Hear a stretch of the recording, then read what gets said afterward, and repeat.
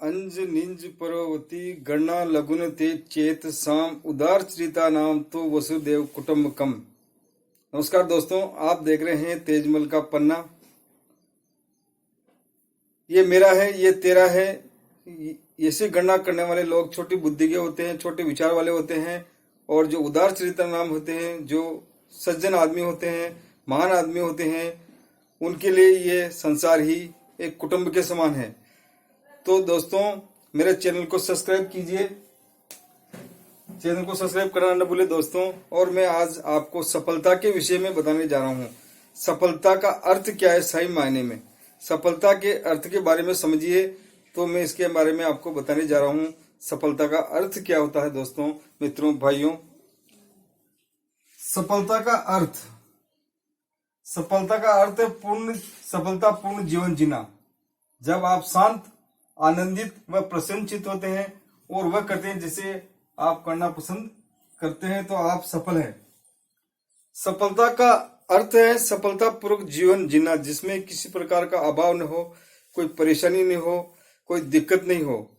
सफलता का मतलब होता है फैमिली वाइज, सोशल वाइज और आर्थिक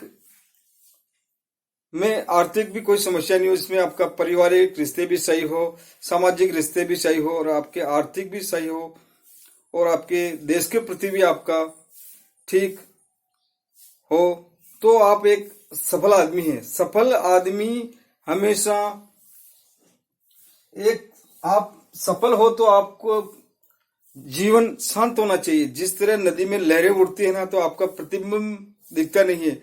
जब उसका पानी शांत हो जाता है ना, तो आपका प्रतिबिंब दिखाई देता है, आपका चेहरा दिखाई देता है। उसी प्रकार अगर आप शांत हैं तो आप आनंदित रहेंगे, प्रसन्नचित्त रहेंगे और अच्छे काम करेंगे।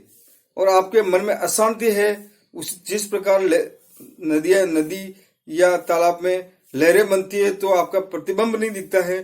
तो आप शांत रहेंगे तो आपका प्रतिबिंब दिखेगा और आप प्रसन्नचित्त रहेंगे, आनंदित रहेंगे, और फिर वो काम करेंगे जो आपको अच्छा लगता है।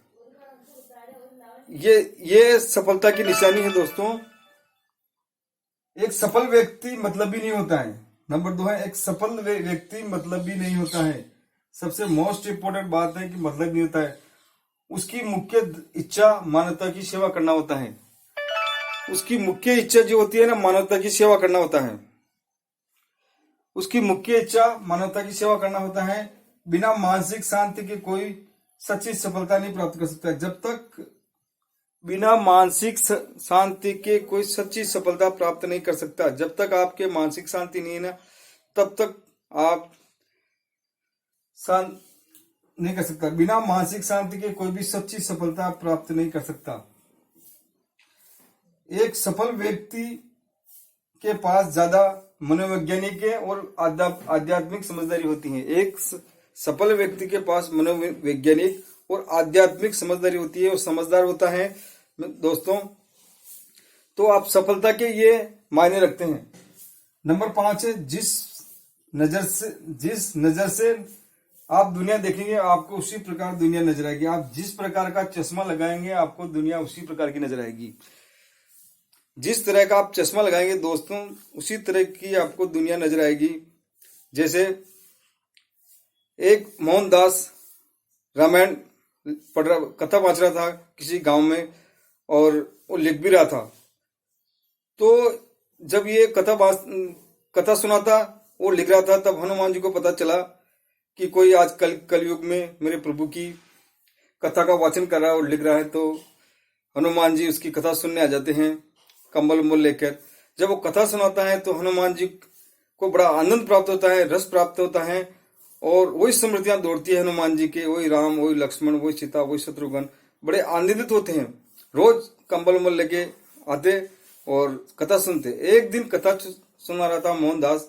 कथा सुनाते सुनाते रामदास ने एक ऐसी बात बोल दी जिससे हनुमान जी को अटपटी लगी। वह कथा सुना रहा था और लिख रहा था कि जब हनुमान जी अशोक वाटिका में गए, श्री माता सीता अशोक वृक्ष के नीचे बैठी थी और सफेद सफेद फूल खिले थे। ये बात सुनते ही हनुमान जी खड़े हुए। भाई मोहनदास, अभी तक तो तू सही बता रहा था, जो भी तूने बात बताई बड़ा आनंद मिल रहा था, बड़ी रोचक थी, वही स्मृतियां दौड़ती है राम लक्ष्मण सीता शत्रुघ्न। पर यहां तू गलती कर रहा है, यहां तू सुधार। जब हनुमान जी अशोक वाटिका में गए थे तो फूल सफेद नहीं फूल लाल थे। तो रामदास बोलता है लिख में रहा हूं और कथा सुना में रहा हूं, तुम्हें क्या मतलब?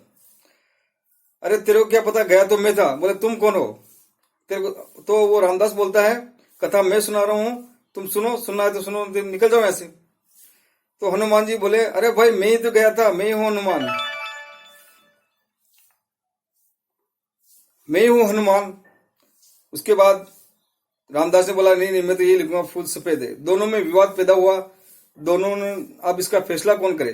तो उस मोहनदास को हनुमान जी ने कंधे पे बिठाया और ले गए राम के पास। भगवान ये मोहनदास है, बहुत अच्छी रामायण कथा सुनाता है और लिख भी रहा है। पर ये बीच में एक गलती कर रहा है कि ये लिखता है कि अशोक वाटिका में फूल सफेद थे जबकि फूल तो लाल थे। तो भगवान राम बोलते हैं हनुमान लिख ये रहा है, सुना ये रहा, तो तुम बीच में उंगली क्यों कर रहे हो? तो हनुमान जी बड़े गुस्से में आते हैं और बोलते भगवान ने तो आप गए थे, नहीं ये गया था, गया तो मैं था, फूल मेरे देखे, फूल तो लाल थे। भगवान ने भी उनका फैसला नहीं कर पाए। तो हनुमान जी बोलते चलो सीता जी माता सीता के पास चलते हैं। माता सीता तो वहां थी, वो सही बात बताएगी। तो माता सीता के पास हनुमान और मोहनदास दोनों गए। तो माता सीता से हनुमान जी ने बोला माता ये इस कलयुग में रामायण की कथा सुनाता है, बड़ा आनंद मिलता है और वही स्मृतियां दौड़ती हुई राम लक्ष्मण शत्रुघ्न, बड़ा मजा आता है, बड़ा रोचक करीब सुनाता है। परंतु यहाँ एक गलती कर रहा है कि जब आप अशोक वाटिका में थे और वहां बैठे थे तो वहां जब मैं आया तो ये बता रहा कि फूल सफेद थे जबकि फूल तो लाल थे। तो माता सीता ने हनुमान जी से बोला हनुमान ये लिख रहा तो लिखने दो, तुम्हें क्या फर्क पड़ता है?